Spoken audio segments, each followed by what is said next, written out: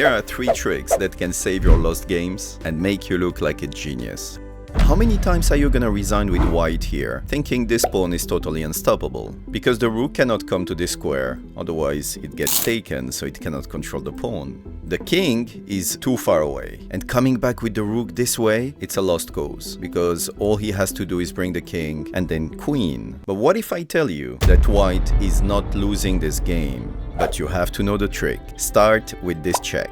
The king comes down, now you take the pawn, and as you can see, he cannot queen, otherwise there is a check and then you will take the queen. It's too easy. Your friend is not gonna do this against you, he's gonna bring the king, thinking, I don't want him to check here, so I'm gonna control this square. He came to g6, so all you have to do is just go down and repeat the same threat of checking and taking the pawn. But your friend is gonna come down again, and now there is no way to fight. And most of you in this position, after this move, resign. You just resign, thinking he's gonna queen on the next move and there is absolutely nothing I can do. You hit the table, you hate your life, and you start a new game without even analyzing this one, by the way. Instead, what you can do here is rook h5.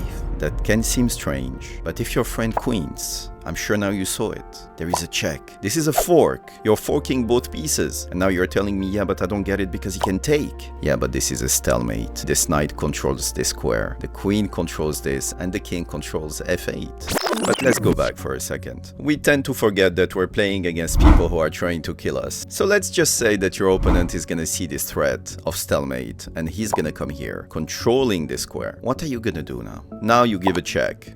He goes up, you give another check, and he comes here. All you have to do is keep checking on the same file like this, because when he comes here, you check again. And when he goes to f2, easy draw.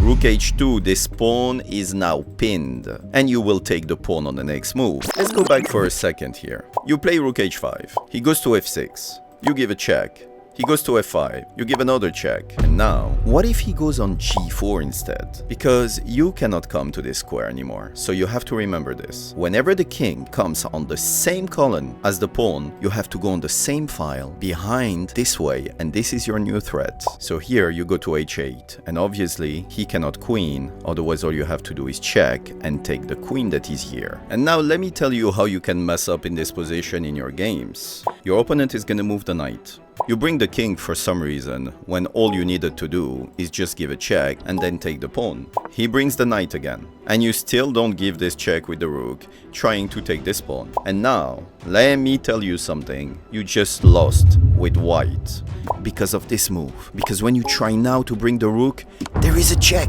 and he covers, he intercepts the control of this pawn by giving you a check. You have to move the king, and it's over. This position is even more tricky, and it happens so many times in your games that you have to know how to save this position with white. Let me first show you how you blunder. You see a bishop here that you can take, and your brain gets stuck. You don't think anymore, and you just take it. And now you went from an equal position to a totally losing endgame with white. Because there is a rule that you need to know. Whenever 2 pawns like this land on the 6th rank, a rook cannot stop them anymore. You don't even need the king. These pawns are just going to queen.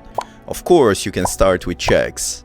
Non-stop. Check, check, check. But then he pushes a pawn. And now what do? You bring the king. He goes down with the king, and now he's just gonna push these pawns and queen on the next move. Even if you give a check, all he has to do is queen. You sacrifice, he will take, and this one is the winner in Cannes Film Festival. But I told you that white is not losing this game. Do not take this bishop. Who cares about this bishop? He's out of the action. The best move in this position is to understand that there is a check and there is a pawn behind this king. The king moves. Now take the pawn. And you think I went totally nuts because he's pushing. And how are you gonna stop actually this guy from queening on the next move? Because you can't come here, otherwise you get taken. So what's the trick here? Do you remember the first puzzle that I just showed you? It's exactly the same trick, but there is a slight difference I'm gonna show you. Start checking. If the king goes down, you know exactly what to do. You pin the pawn, and then you will take this pawn on the next move, and it will be a draw. It's too easy, of course. I'm not gonna show you this. What happens when the king goes up the board now? Now we know that you have to check. He goes up, and you check again. Now he goes to f6. And now there is a brilliant move that you can find. Feel free to pause the video if you want. If you find this on a chessboard, your opponent may quit chess because of you. And this is rook h1. This is a rook sacrifice. And it doesn't matter how you take it. You can do a queen, and it's a stalemate and a draw. You can tell me, yeah, but I can under-promote. You can under-promote whatever you want, and it's a stalemate as well.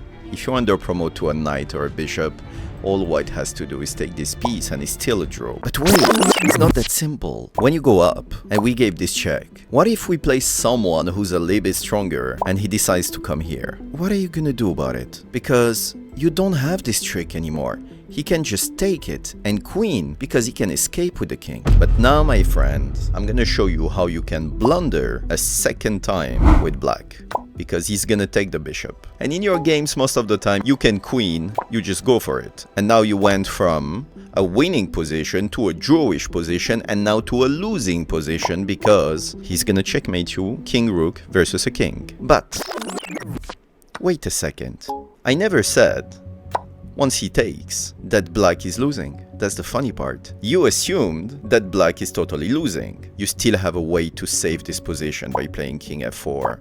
He comes here and now you're on time to protect the pawn. He can come closer if he wants to, but you're gonna queen, forcing him to exchange pieces, and it's a draw.